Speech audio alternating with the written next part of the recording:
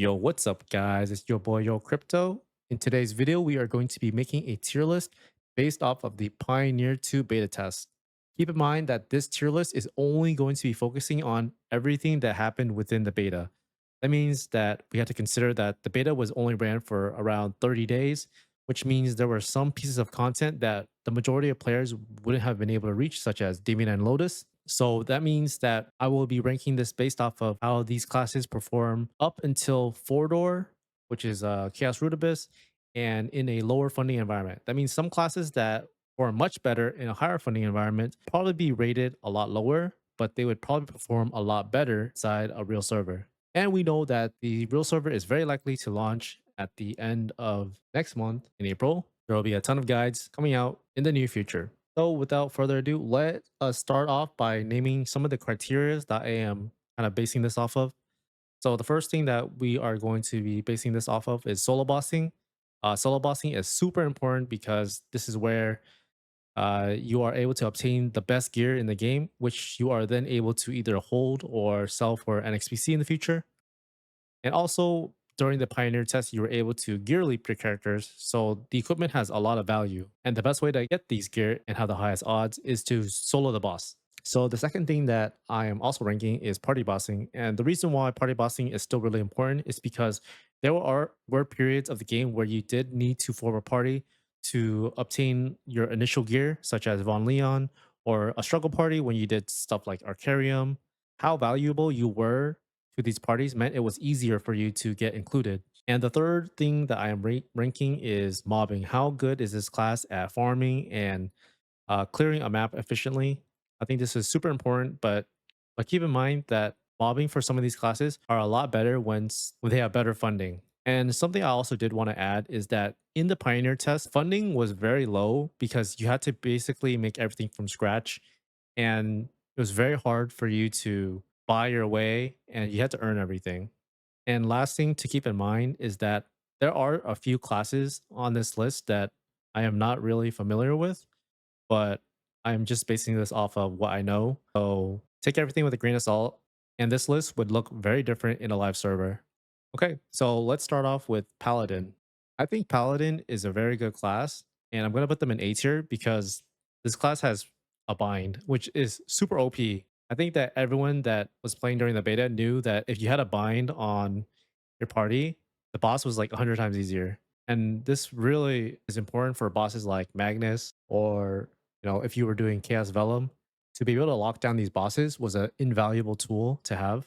And also, Paladin is really easy to play. They have decent mobbing. I wouldn't say their mobbing is the best in the game, but they're able to do what they need to do. They also provide Magic Crash, but all the warriors do. And Magic Crash basically lets you remove damage reflect, which is useful, but not super OP.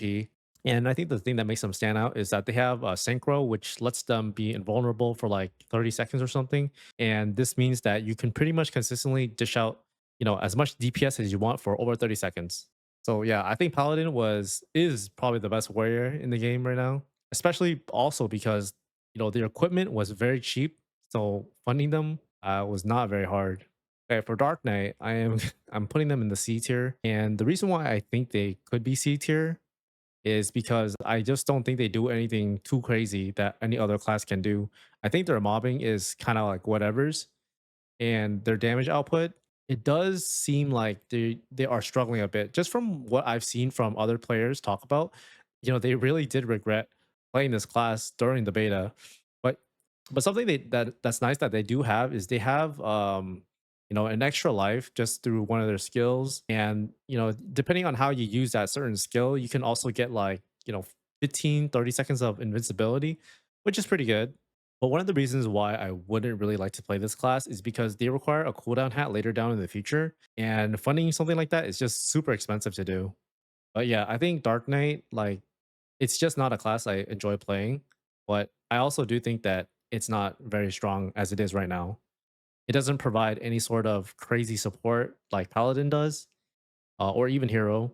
So Hero, I think they are a B tier class, and the only reason why I don't think they're higher is because they don't do something that is like super broken. They do decent damage, and they have pretty good farming. I think that their puncture ability allows them to triple plat in certain maps, which means their farming is pretty good. They also give rage, which is like 30 attack to the whole party, and they're just like a very decent class. I don't necessarily think they're OP by any means. They don't provide something that is game breaking, but a little bit of damage to the entire party. They do what they need to do. The farming is good, just like a very good basic class. But I do believe during the fifth job, they get like way better. So in the long run, I think that, playing a class like this is a really good investment. Also, I do want to add that all the warriors in general, their gear was really cheap. Like, it wasn't really expensive during the beta at all. So funding any of these characters was not hard at all. Okay, so moving on to Corsair, I don't play this class, so I don't really know how good they are. But I did see like in the beta there was a Chinese player that was able to solo Chaos Vellum, and to me that means that the class can't be super weak if they are be able to solo. And I think that they are a summoning class, so that means their mobbing should be good. So for now, I'm gonna just put them in the front of B tier. I don't really know this class that well, but they do seem pretty good. Oh, but I do want to add that historically, at least in GMS, Corsair players have always complained that they weren't that great. So that's all I know about that class. Okay, for Buccaneer, this class is a class I'm very familiar with. I played it so much, and I think this class is easily in the A tier. I think it's actually a little bit better than Paladin, simply because they provide a ton of party support, and they are really good at solo bossing. For solo bossing, the reason why they're so good is because they're really mobile. They have pretty much no animation, or they will not be locked into any sort of animation because they can animation cancel out of pretty much anything. They also do a ton of damage when they boss. Oh, and they have defensive form, which makes their solo bossing even easier because there are many times where you should be dying to a one shot move, but their defensive form pretty much tanks that for you. And for their party bossing, they have time leap, and time leap basically makes it so that if you have like a powerful skill that is not like a hyper skill, it refreshes that cooldown for the whole entire party. So, for example, they have Shadow Burst Smokescreen, which is like one of the most OP skills right now. You could reset that cooldown and pretty much give everyone extra crit damage and give Shadowers uh, additional smoke screen duration for the entire party. But the one thing I do think Buccaneer does lack right now is that their mobbing is not as great, but they have dice, which means that they get a little bit more EXP than every other class. So from what I know in GMS, Buccaneer actually becomes one of the best classes during fifth job. I don't know if it's going to be different here just due to the changes that the devs might make to the game, but I think they are definitely a solid investment, and their mobbing gets way better in the fifth job. So Night Lord, let's see where does Night Lord go? I feel like Night Lord is like honestly a B tier class. I don't think they're that great actually, and the reason for this is because they're like super squishy and they don't do anything too crazy. I think maybe higher than Hero. Yeah, for sure higher than Hero.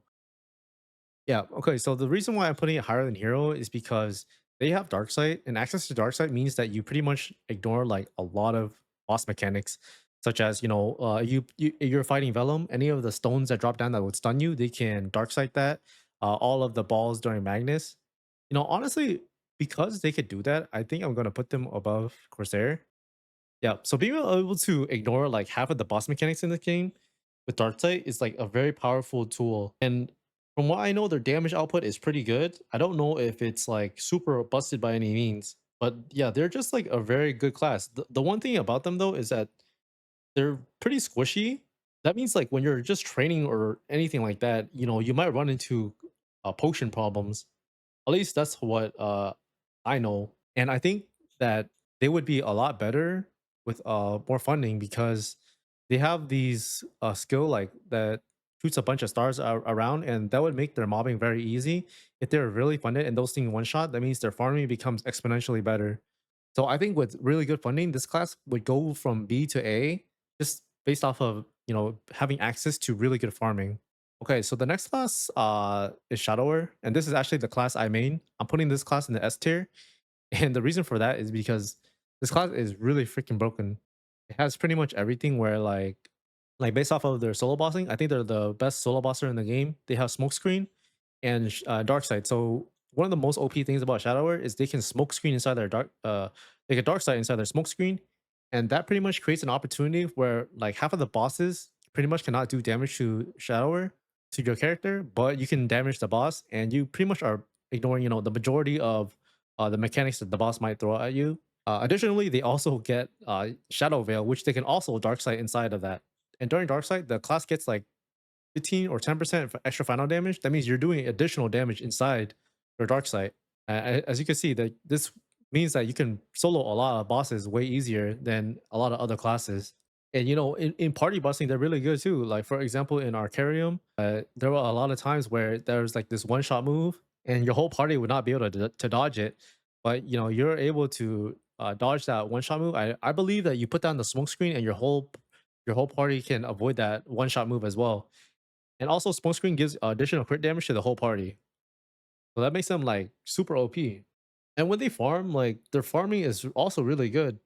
Think about it like Meso Explosion, which helps you full clear the map, and they have a summon. So those two things alone makes their mobbing really good. They have double flash jump, so their mobility is crazy, and it helps you farm. Can't really think of one thing that this class is bad at. Oh, I also forgot to add that their assassinate, for some reason, it has super armor. So anytime that you have any sort of boss that knocks you back, you can pretty much super armor through that move. So for example, during Magnus, you're able to ignore a lot of his moves that knock you back if you time the main bossing skill efficiently. The only thing I will say about Shadower is that they're a bit harder to play than other classes, and I think like if you're a new player trying to pick up this class, it would feel a bit unintuitive or not very strong at all. Okay, so the next class I'm going to talk about is Bowmaster. I think Bowmaster is going in the C tier, and I think that this class just doesn't really have a lot going for it as of right now. The one thing they will give to the entire party is Sharp Eyes, which is pretty nice because you get additional crit rate and crit damage, which they're just a support for that. But also Marksman does do the same thing. The thing I think they are lacking a little bit in right now is that their farming isn't that great. Their farming becomes really, really OP once they are funded because the Arrow Platter, one of their summons, it basically makes it that you can do a lot better mobbing, and I think their damage right now is a little bit lackluster. They don't do anything that is standing out. The one thing I will say though is the Hurricane skill is pretty nice to be able to attack and move at the same time. This means that if you're really bad bossing, Bowmaster makes it a lot easier because they can move around and attack at the same time. They also get blood arrows, which means that if you have a hard time surviving against bosses, their blood arrows basically heals you back up. I will say that this class I do recommend picking up if you want a very easy class to play that will also be very good when fifth job releases because the funding is going to get a lot better. That means their arrow platter is going to get a lot stronger, and also their fifth job skills are really good.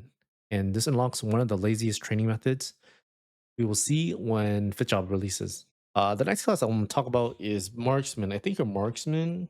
I'm gonna put them right behind Hero, maybe above Corsair. I don't know. I'm gonna put them above Corsair just because they give sharp eyes. And one of the reasons why I think Marksman is really good is because they have a skill called Painkiller, which lets you negate one crowd control effect. Very similar to Heroes Will. This makes it so that there are some bosses that it will perform a little bit better against, and they also get a puppet skill, which makes them a lot better solo bossing. So the puppet skill, you just put it down, and the boss will target that puppet. And in solo bossing, this is really OP because you pretty much get to ignore a lot of the bosses and mechanics. And as a new player, this is really nice because you don't have to learn or do the boss as well. Well, I will say that they do struggle against Magnus pretty badly because the way that they do damage to that boss is kind of difficult. So maybe I'll put them down a little bit more. Like Magnus is a pretty hard boss to solo, but it's very doable with a little bit of funding. I think every class could solo it. It just requires more funding if you are, a worse class at solo bossing. And I will say that I don't know how Marksman performs in the fifth job, but I think this class is super easy and it has some pretty nice utility. Moving on to the mages, I don't really know how Fire Poison and Ice Lightning play that well, but just from what I've seen, a lot of people say that Ice Lightning is pretty good. and Fire Poison is not as great. So I think for this list, I'm going to put Fire Poison somewhere in the C tier. I don't know if it's better than Bowmaster or worse, but let's just put it above Bowmaster because I heard that the farming on Fire Poison is really good. They're more of a DPM focused class, but I will say that the magician equipment was very expensive. So unless you're willing to dish out that money, uh, between playing, you know, when you're deciding to play Fire Poison between Ice Lightning and Bishop, you're suffering from that magician tax. But another thing about mages is they have to manage infinity, which gives them a huge damage boost. I think for a lot of new players, this could be very, very annoying. And Fire Poison is not a very easy class to play to begin with. But they do have teleport and they have a float, which is nice for mobility. But yeah. All right, moving on to Ice Lightning. I think Ice Lightning will go at the bottom of A. I've heard really good things about Ice Lightning, and that's mainly because they have a bind. Any class with a bind right now, it's gonna be a good class no matter how shitty they are. For example, like Paladin, even a Paladin or Ice Lightning with zero equipment, they just go in and bind the boss. I would take that. I would take them any day of the week over any other class, just because they provide so much party utility. As long as they're able to survive. But yeah, Ice Lightning, I think they have really good farming. Their solo bossing is good just based off of having a bind.